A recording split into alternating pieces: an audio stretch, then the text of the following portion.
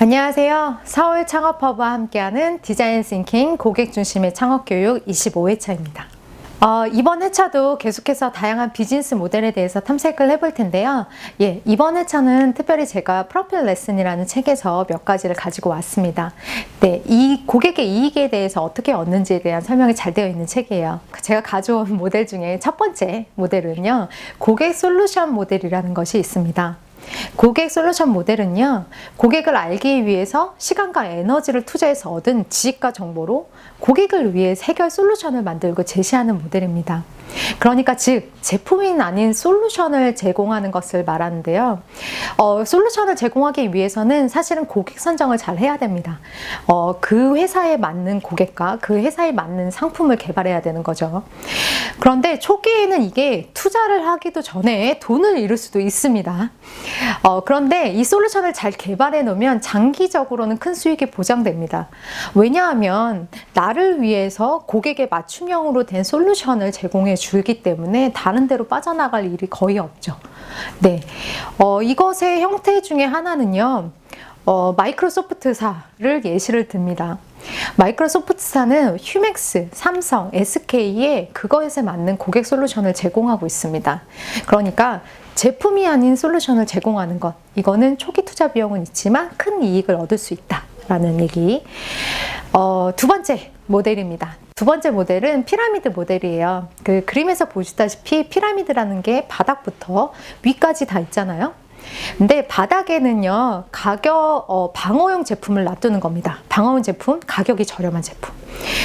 그리고 가장 맨 위층에는요, 높은 이익을 창출하는 제품을 개발해요.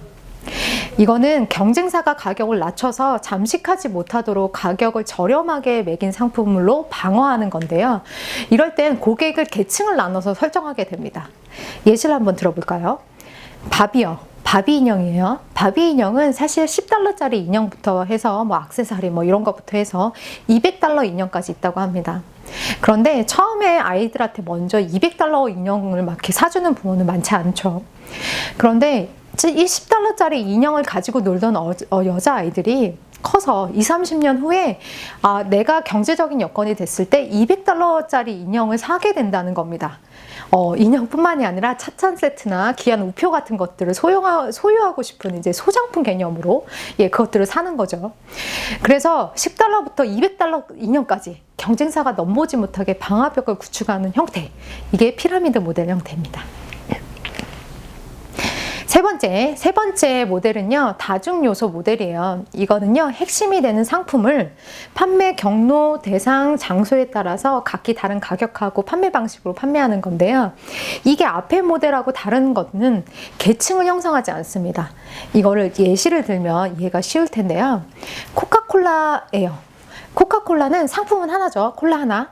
그런데 그 하나를 가지고 마트용, 레스토랑용, 자판기용 다 들어가죠. 대부분의 이익은 사실 레스토랑하고 자판기에서 나온다고 해요. 그런데 마트도 빠지지 않고 들어가죠.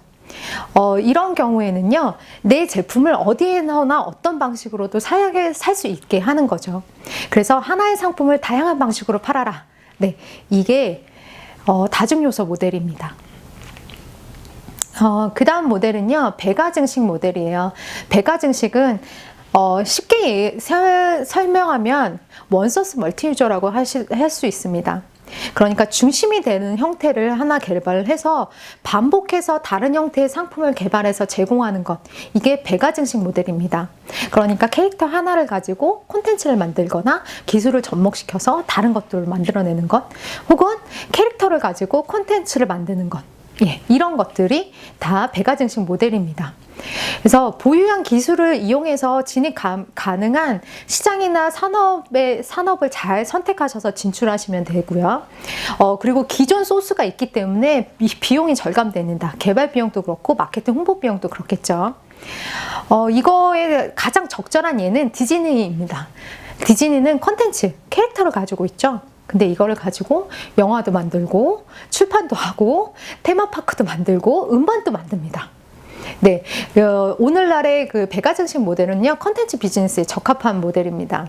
그리고 여기서 표현해 놓지는 않았지만 혼다의 경우도 원래는 엔진을 공급하는 업체였어요. 그런데 엔진 기술을 이용해서 잔디깎이를 개발했고요.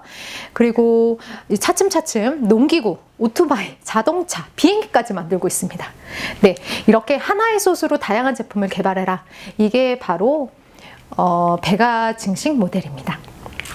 그 다음 모델은요, 설치 기반 모델이라고 합니다. 설치 기반 모델은 지속적으로 필요가 발생하는 기구나 장비를 고객에게 구매를 하도록 하고 그것을 통해서 지속적인 수요를 창출하는 거예요. 그러니까 제품에 사용되는 소비재에 대해서 경쟁사의 제품이 사용되지 않도록 만드는 형태입니다. 이렇게 구축을 해놓으면 한 번에 설치해서 지속적인 수요를 창출할 수 있겠죠. 어떻게 보면 베이크 앤 훅이랑 같게 되죠. 네. 사례도 마찬가지입니다. 사례도 HP 프린터, 네스프레소, 홈페이지 제작 업체, 이런 데가 있는데요. HP 프린터도 사실은 프린터를 설치한 이후에 계속해서 잉크 카트리지를 구매해서 사용하는 방식이죠. 그리고 네스프레소도 마찬가지고요. 그 다음에 홈페이지 제작 업체도 홈페이지를 처음 구축할 때는 저렴하게, 그런데 페이지가 추가되거나 수정이나 다른 기술이 필요하다 그러면 그거를 추가 수요를 발생시키죠. 네. 그래서 한 번의 설치로 수요를 지속적으로 창출하게 하는 것, 이게 설치 기반 모델입니다. 네, 그 다음은 스위치보드 모델이 있습니다. 스위치보드는요, 토탈 패키지 모델이에요.